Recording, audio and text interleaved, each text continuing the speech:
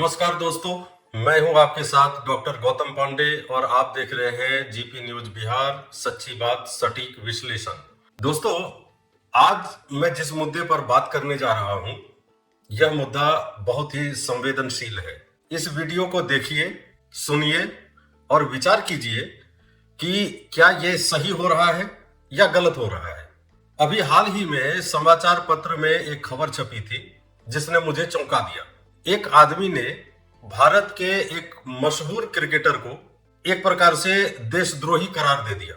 उसने उस क्रिकेटर पर आरोप लगाया कि वो पाकिस्तान का समर्थन करते हैं, इसलिए वो खालिस्तान मुर्दाबाद नहीं बोल सकते। एक प्रकार से उस आदमी ने अपने आरोप में ये साबित करने की कोशिश की है कि खालिस्तान पाकिस्तान से संचालित होता है। तो इसका सीधा मतलब होता है कि अप्रत्यक्ष रूप से वह पाकिस्तान को निशाना बना रहा है और वो ये कहना चाह रहा है कि क्रिकेटर को पाकिस्तान मुर्दाबाद बोलना चाहिए, और अगर वो ऐसा नहीं बोलता है तो वो देशद्रोही है। और इस प्रकार का ये कोई पहला केस नहीं है। कई डिबेट में भी आपने सुना होगा इस तरह से कि भाई आप फलाने कंट्री के बारे में कि भाई आप मुर्दाबाद बोलिए या फलाने का जिंदाबाद बोलिए। ये चलता रहता है हमारे देश में। अब सवाल ये उठता है कि क्या देशभक्त होने के लिए किसी दूसरे देश को गाली देना जरूरी है? क्या देश प्रेम सिर्फ नफरत से ही साबित होता है? और अगर यही मानक है देशभक्त होने का, तो हमारे देश में कई लोग ऐसे हैं जो भारत माता की जय नहीं बोलते, भारत माता की जय बोलने से परहेज करते हैं। तो क्या वो देशद्रोही हो गए?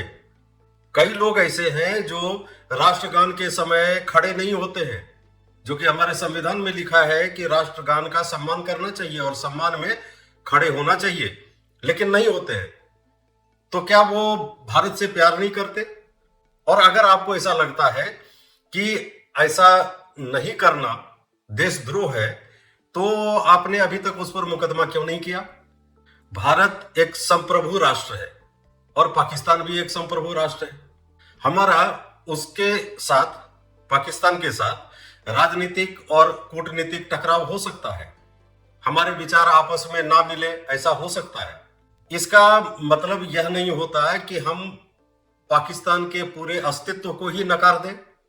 आप पाकिस्तान जिंदाबाद ना बोलिए, यह आपका अधिकार है, लेकिन मुर्दाबाद कहना कहां तक उचित है? सोचिए कि अगर कोई पाकिस्तानी नागरिक हिंदुस्तान मुर्दाबाद बोलता है तो हमारे तन बदन में आग लगने लग जाती है। तो फिर वही बात अगर हम कहें तो हमें गर्व महसूस होता है। ऐसा क्यों होता है? क्या हमारी देशभक्ति सिर्फ दूसरे देश के प्रति घृणा से परिभाषित होगी? और अगर ऐसा है तो यह सिर्फ घृणा है, देशभक्ति नहीं है। जिस क्रिकेटर ने अपने खून पसीने से भारत के लिए खेला, देश का नाम रोशन किया, क्या उसे देशद्रोही कहकर निशाना बनाना उचित है? अगर हम किसी पर ऐसे आरोप लगा सकते हैं तो हमें पहले खुद से पूछना होगा कि हमने देश के लिए क्या किया है। क्या हम ये साबित कर सकते हैं कि हम सच्चे देशभक्त हैं और हमने ऐसा कोई गलत काम नहीं किया जो देशहित में ना हो?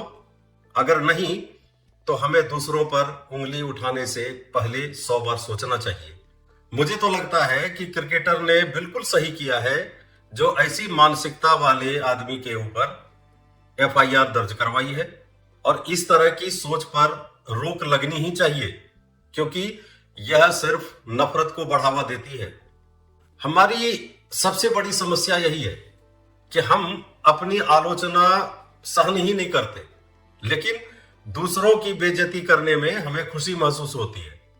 हम चाहते हैं कि कोई भी हिंदुस्तान के खिलाफ ना बोले, भारत के खिलाफ ना बोले, लेकिन खुद जब चाहे किसी और देश को गाली दे सकते हैं।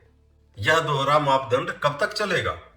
भारत में हर नागरिक को अभिव्यक्ति की स्वतंत्रता है, लेकिन क्या इसका मतलब यह है कि हम किसी को भी जब चाहे जब दिल करे देशद्रोही करार दे दें?